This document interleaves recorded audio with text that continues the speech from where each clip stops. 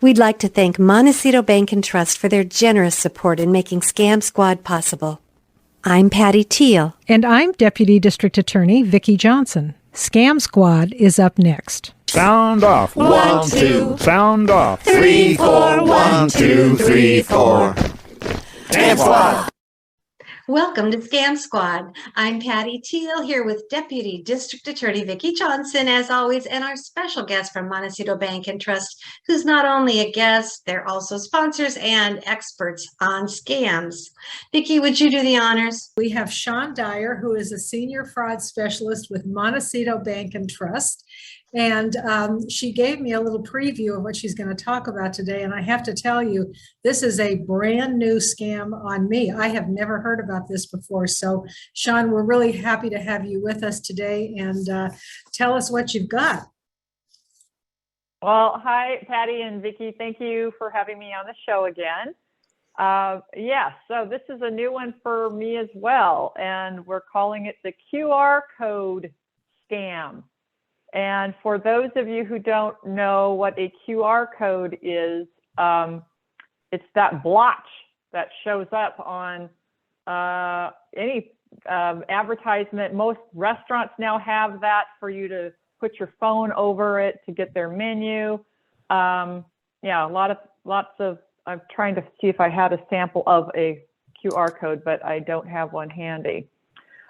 Anyway, so the scam is that apparently became popular was during the Super Bowl, during a commercial. I don't know which commercial, I did not see it, but there is risk when you take your mobile device and place it over to scan a QR code. The idea is that that code is taking you to a link, to a website, to a link somewhere, and you're hoping it's for the place that you're scanning for. And what's happening is it's not. Fraudsters are redirecting you to a malicious website.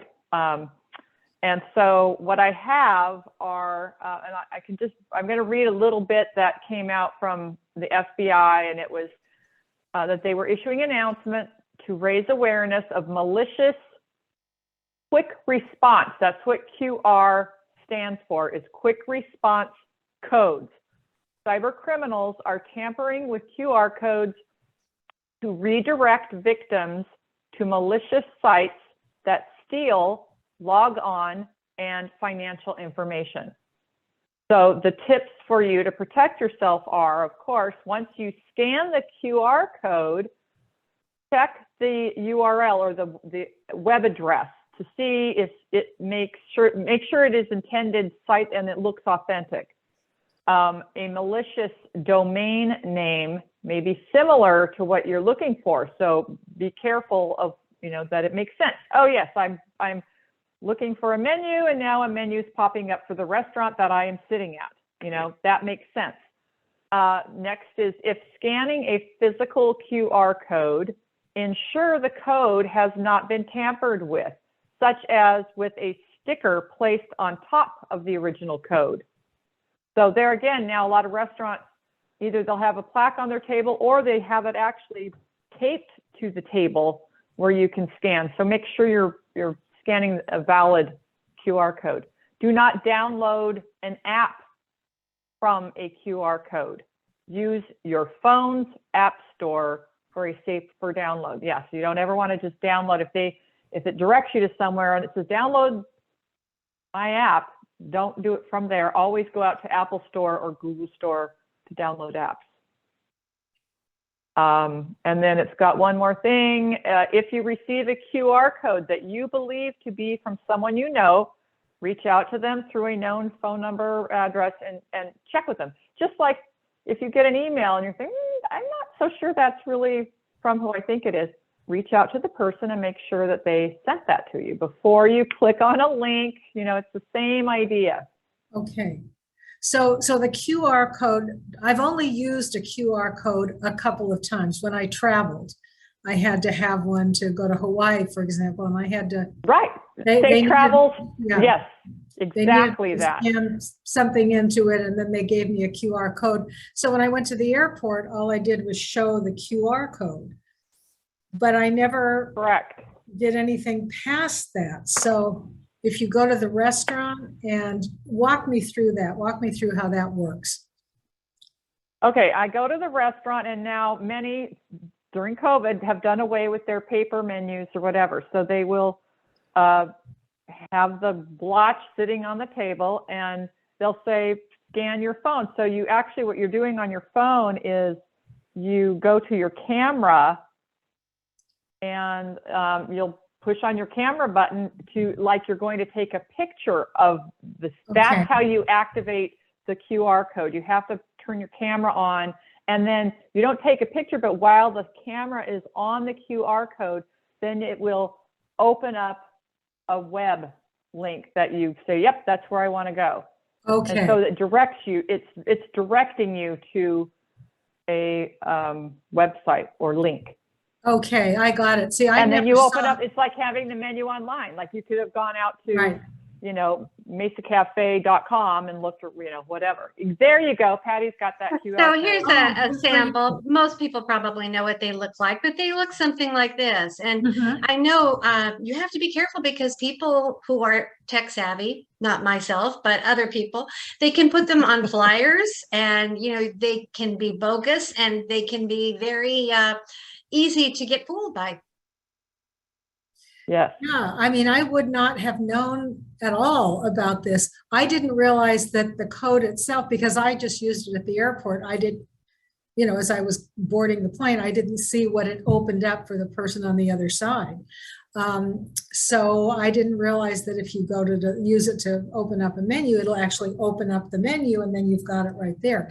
And that's where you can check to see if it matches your expectation of what you thought you were getting into.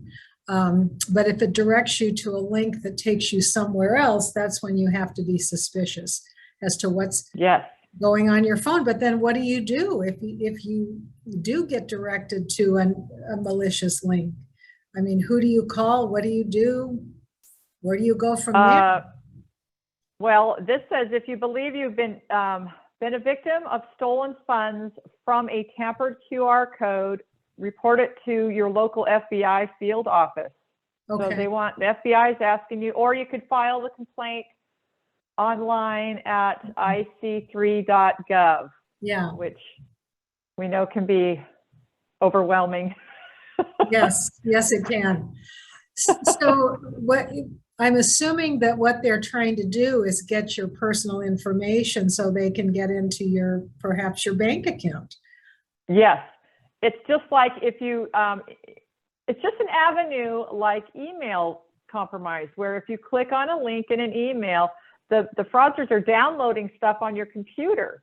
Well, if you click on that link in your email when you're on your phone, or a QR code, they're putting the malicious stuff on your phone, and they can then, if you have your banking apps on there, they'll be able to access, or that's the goal anyway, to access any personal identifiable information you have, or financial information.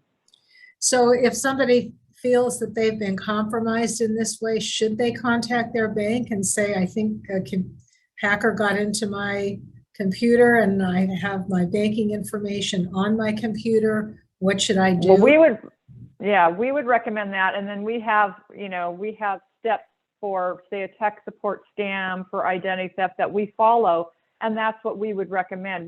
We would always err on the side of caution and assume that if you've had your phone hacked or your computer, that you do have personal information on there. So we would always recommend following the identity theft protocol, as well as like tech support. Change your online banking credentials, restrict your account, change any passwords, any security questions, all those sorts of things, depending on what the person may have on their computer or they may have on their phone.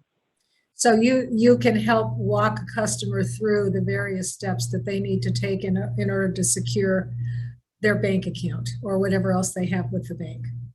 Whatever they have with the bank. But a lot of work goes on the victim if those things happen. Unfortunately, that we can guide them, but there are steps going through the idtheft.gov website. That's a long and tedious process that the victim would have to do.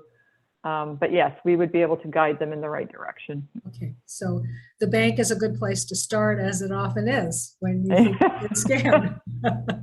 Yes. Because that's the asset most scammers are trying to get. They're trying to get your bank That's account right. information or your credit card information, and it all kind of points back to the bank. So you want to get to the bank before the scammers do. Kind of. Right. Yeah. So anything else going on that we should know about? That's the big one that really big that we haven't had anyone affected by it, but we have heard of it and making it aware to all of our associates so that they are aware as well. Yeah. So you're getting the word out to your associates, and I know you do a lot of outreach to your customers too. I know you do things to warn your customers of the latest scams. Is this one going to be on the horizon, do you think, or it may be? I know.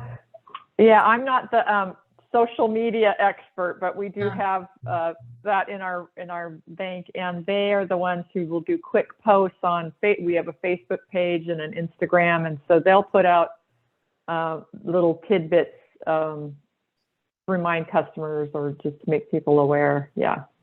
Sean, I want to thank you so much for bringing us that very interesting and valuable information. I certainly learned something today, and I'll be wary now when I do use a QR code and make sure it's taking me to a site that's legitimate. So thank you very much for being with us today and warning us of this brand new scam. Yeah, thank you so much, Sean. That was great. Patty, I do have something that I wanted to share with our listeners. I got a press release from the Office of the Inspector General. This is a federal agency associated with Social Security Administration, and they are having a national Slam the Scam Day on March the 10th. And so here's what it is. Slam the Scam Day is an initiative to raise public awareness about the various scams that continue to plague our country.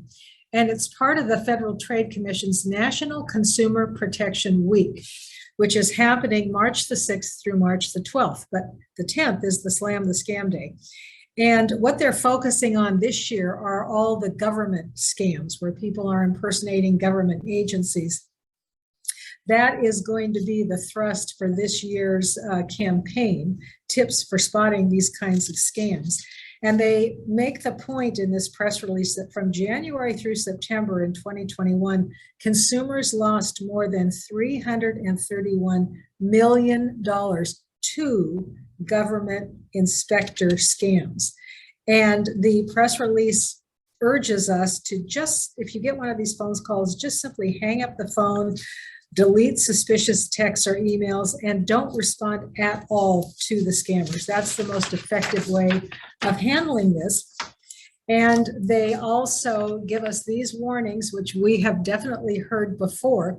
Real government officials will never, capital letters, bold print, threaten arrest or legal action against you unless you immediately send money. So these are things that legitimate government officials will never do. They'll never promise to increase your benefits or resolve a problem if you pay a fee or move your money into a so-called protected account. They will never, and we know this, require you to pay with gift cards, prepaid debit cards, wire transfer, internet currency, or by mailing cash. Or, and this is a big one, they will never try to gain your trust by providing fake documentation or false evidence, such as the name of a real government official. And we've seen this recently where somebody will pose as somebody from the sheriff's department and they will have that real person's name. Well, a government official is not going to do that. So I am thinking that during the period of time with the Slam the Scam Week, which culminates March 10th, we're going to be seeing a lot of public service announcements about various scams. And they also tell us we can join Facebook and Twitter to follow along on National Slam the Scam Day using hashtag Slam the Scam. So I love the slogan, and we'll see what they are going to tell us. I love the name too, Slam the Scam. I'm so glad that we're participating in that. Slam the Scam. Will this be an annual day that they do every year? Apparently, yes. Apparently, it started a few years ago, and so it's a continuing theme. And I guess each year they highlight something different. Ah, that's great. Well, thank you, Vicki, for telling us about it. I hope all our listeners try to slam the scam. Thanks, Patty. Thank you. Until next week. Oh, before we go, would you give us your fraud hotline? Absolutely. It's area code 805-568-2442. So again, 805-568-2442. Thank you so much. Until next week. Bye-bye. Thanks, Patty. Bye-bye.